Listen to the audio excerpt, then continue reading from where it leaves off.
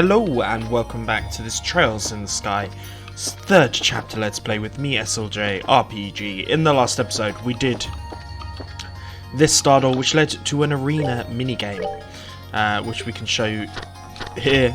Where is it? Moon?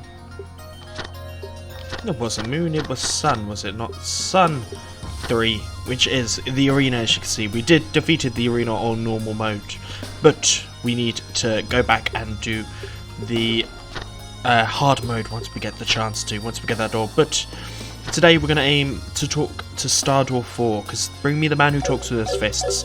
That sounds like good old Zin to me. So, without any further ado, let's use the cube and head towards that Star Door. Star Door number 4. I could of course be wrong, but I hope I'm not. Let's go. Bring to me the man who talks with his fists. Then the door shall open. Open the door. And yes, Zin indeed. Second episode, we're getting a Zin one. A Zin open door. The Star Chamber. And in comes Zin Van Tak. I shall grant you a memory fragment and my blessing. So we're going to learn a little bit more about what Zin was doing. I see. I sort of expected it would only be a matter of time before you return to the Republic. Your mind is made up then? Afraid so. I've made the guys over there take care of everything without me for so long enough. Call it an Ark braces duty to his peers and society, I guess. Well, I suppose if you put it that way, I do wish you could stay here a little longer, but if that is your decision, I'll respect it. So, when are you planning on returning? Well, there's no point in lingering here any longer. Then I have to. Now I've made my mind to leave. So honestly, I was thinking about tomorrow. Think you could arrange a ticket to Calvard for me? Well, certainly. Are you not planning to go visit Kalika first, though? I would have thought you'd want to. That was part of the original plan, but she wouldn't have any of it. Surprise, surprise. Her stance is if you're going to waste time coming to see me, use it to go back to Calvard earlier and get some work done. Very well then. That doesn't sound like a position you were able to take. Talk her out of. It's no big deal though. I mean, it's not like we'll never see each other again. I suppose that's very true. I'm sure there's anything in Zamoria that could keep you two apart forever. It feels like that to me sometimes too. Well, I won't keep you any longer. So, one ticket to Calvard for tomorrow, coming right up. Sorry, let me just get this. Yes, this is the Grancel branch of the Brace Guild. Ah, yes. He's here as we speak, actually. Zin? Something up? It's the Ambassador Cochrane of the Calvard Embassy. She'd like to invite you to on a hot springs trip. What the? There we go. 2 days later. This place sure brings back memories. The atmosphere is so relaxing. It certainly is. Maybe because it feels so similar to our hometown. Still, the Ambassador Cochrane had me going for a while. When I first heard about this whole trip, I thought it was gonna be two of us out there. Oh my, you look almost disappointed, isn't it? I'd be happy to take my leave if I'm getting in the way of your dream date with her. I'm good, thanks. She's not someone I've ever seen as a potential partner. Besides, if she wants to talk to, she wants to talk to, not me. This meeting might well as not be happening if you're not there. It never takes much to put you on defensive, does it? Is it beyond you to just play along a little? Gah, you can't help but mess with people, can you? This is going to be a long episode, guys. With you in charge of the Zeiss Guild, I'm amazed it has any braces left. Correction, it can't help but... I can't help but mess with you. I don't do this with anyone else. Would you be happy if that were true? Hell no. Ah, you've arrived. Mrs. Mao. Oh no. I've been waiting for you. Hey, Ambassador. Thank you for inviting us here today. Is something the matter, Zin? You seem oddly flustered. Me? No, I'm just fine. You're imagining things. Who could blame him, Ambassador? After all, he's a man on a hot springs trip with 2 beautiful women. That's hardly a recipe for calm and composed mind, is it? Knock it off, Gillica. I suppose not. If I were a little younger, I doubt I would be able to keep my hands off him myself. Ugh. Alright, I suppose that's enough joking around. We should get our dinner. Mrs. Mao is making to-do food herself by the sounds of it. The serious discussion can wait until after that. Yeah, sounds fantastic. Likewise. Mao she's from Calvard, right? Ominous music. So there's going to be a new intelligence agency set up in Calvard, huh? That's right. It has been known as the Rocksmith Agency. It, as the name suggests, is going to be an organization that answers directly to the president. Really now? I see. I presume that it is so Parliament can't have any influence over its operations? Correct. Perhaps this new agency's biggest advantage is that it's separate from all those issues and vices. The last thing we need is an organization like this suffering from Parliament's failures to make prompt decisions or general inaptitude, or being run in the same opaque and shady manner by a privileged few. It does sound like a good idea, I'll admit. I'm doing the Zuzan voice from Shadow Hearts. We're never going to be able to compare the Empire's Decision Intelligence Division or Liberl's old one if Parliament at all involved. Quite. I've already made it difficult enough to get anything done in a nation with such lack of unity. I guess it's the fate of countries that take in immigrants by the truckload, though. Although honestly, I think the thing that surprises me the most is the president's actually being proactive for once. He's always struck me as a real conservative type, so this isn't the kind of thing I'd thought he would go for. That said, given the state of the Republic right now, it's hardly surprising that he would choose to act this way. Outside of the country, we've got the threat of a rapidly expanding Erebonian empire, while within we have terrorists and extremists.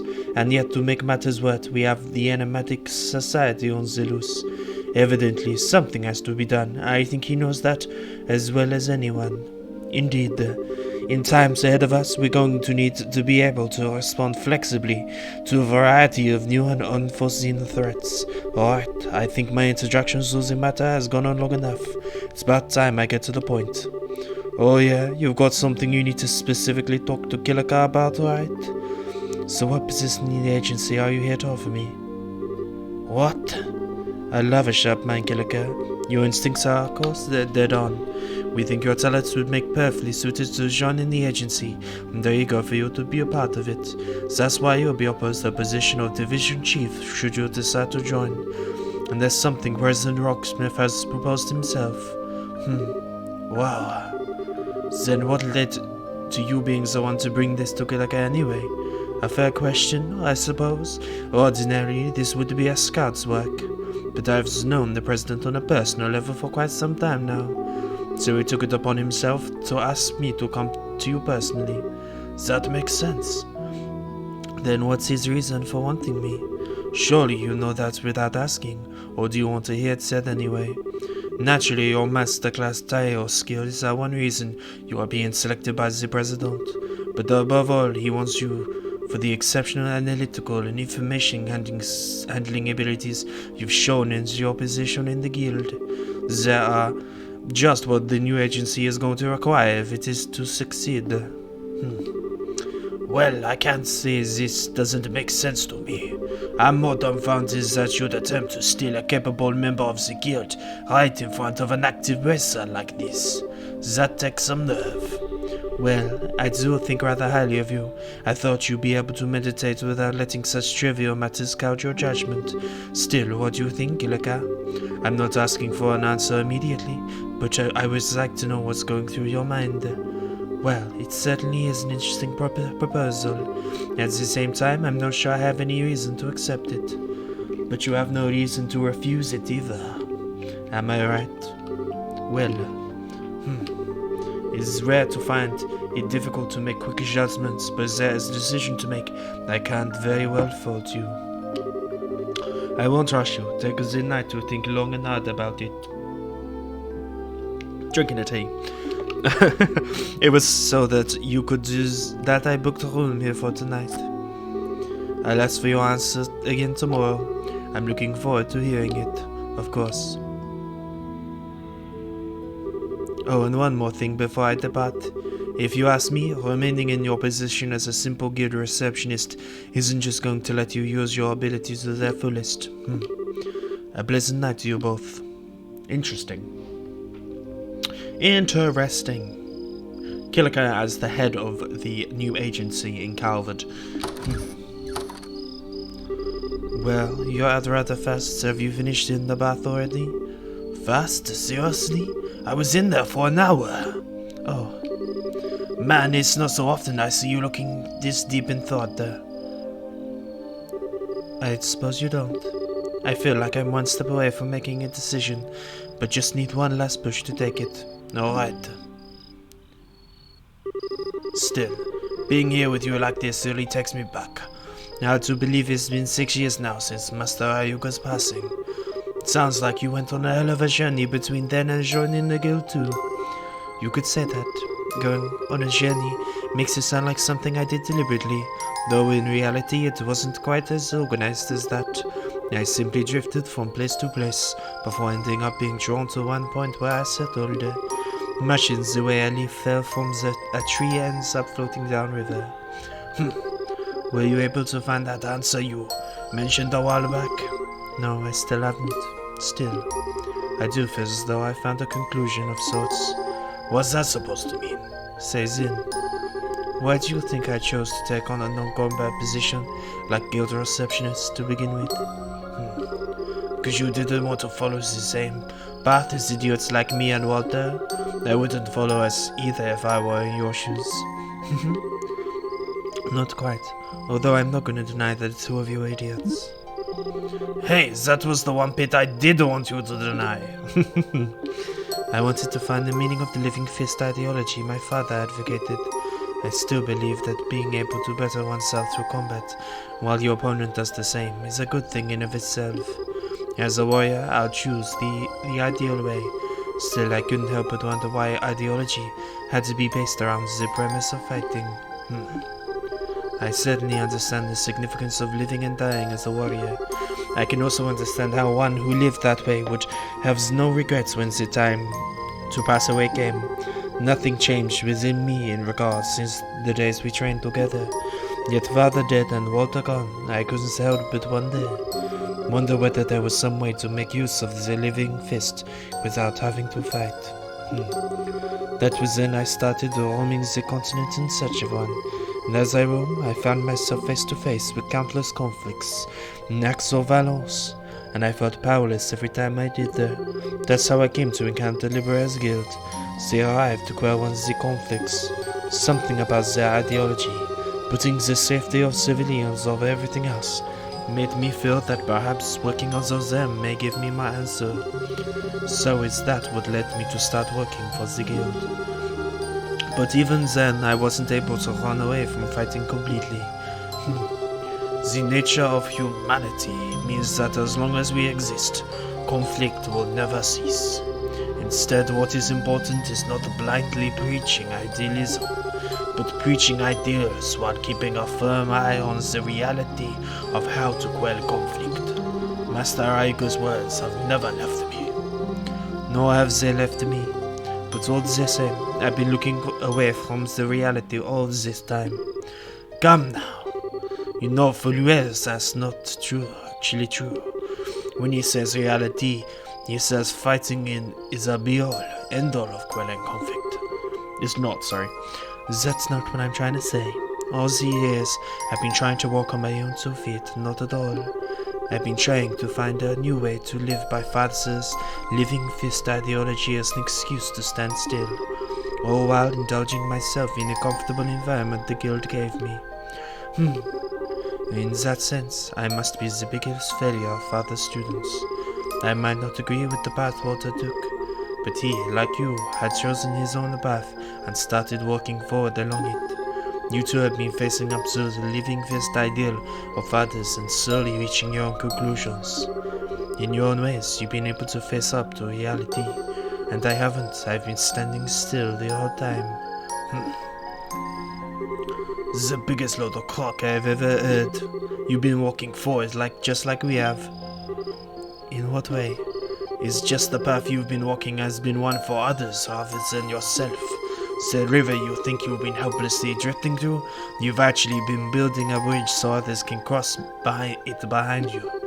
When the road is hard, you soften the ground so your fellow guildmates have an easier track. There's no shame in your way as the living fist. It's as true as mine and Walter's. Are you trying to comfort me? So, sorry for not having a way with words. All I'm trying to say is this, you know? As a person, you're way too strong and way too serious. And at times, I think it's likely those two things just end up restricting you and stop you from seeing things others could not. Sorry.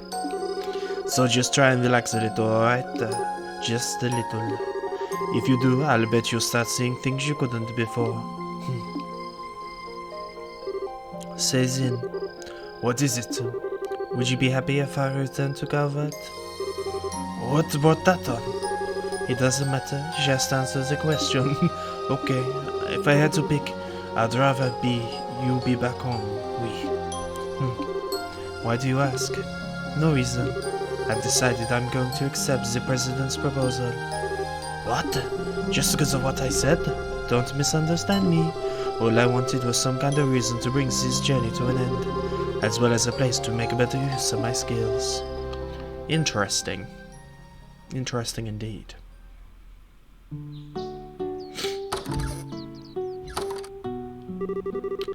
That's the best night's sleep I've had in some time. I hope the two of you enjoyed your stay as well. As no, I did. I'm composed, my voice. I'm feeling very fresh, thank you. Refreshed enough to feel ready to take on a new position in a new environment even. Then, I would like to accept your offer.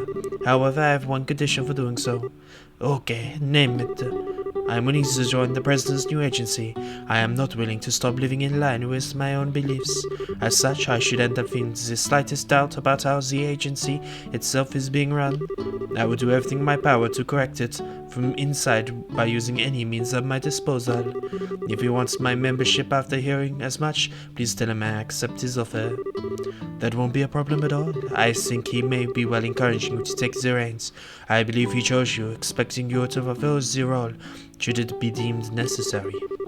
After all, the experience you have in the guild, an organization which managed to remain neutral and independent all this time, that's no mean feat. I wouldn't be so sure about that. Also, I need to get things ready for my successor, so I won't be able to return to Calvard for 2 or 3 months. As such, I won't be able to start work till then.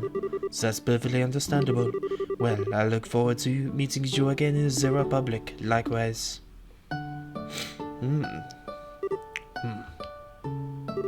Is something on your mind? I was just thinking about what you said back there. You said you'll need 2 or 3 months to get everything ready for your successor, right? Yes, I did. What of it? Well, I'm guessing it's been pretty busy over in Calvard right now, too. That doesn't sound as though there's anything so urgent and I need to be there now. So I was thinking maybe I could stay here for a while, for the next few months, while things get sorted out before I head back. You can't be serious. There's no reason why you should stay around here in Liberl with me. Go back to Calvard. You don't have to be so cold, it's me, you know. Well, it's the truth. We'll end up spending enough time together whether we like it or not after I'm home. You need to go out of your way to make more now. Well, you win. There's no need to rush things. Zin, what are you standing there for? Oh, sorry. Could say that before you start walking off on your own, though. Aw, they're cute. I am a fan of Kilika. Side story, Journey's End finished. Received the Yin Yang and 4000 Mirror. Boom. So, that was very nice. Maybe we'll go do the other door in the next episode. If you enjoyed this, please like and subscribe. I'll see you guys next time after I finish this fight. I just want to do a little bit of fighting. Just a little smidgen. We've yet to find a door with Oliver's name on, but I'm guessing that's going to happen in the not too distant future. Not bad. Not bad at all. So, we've got one more door to do. So, I'll see you guys next time. Peace.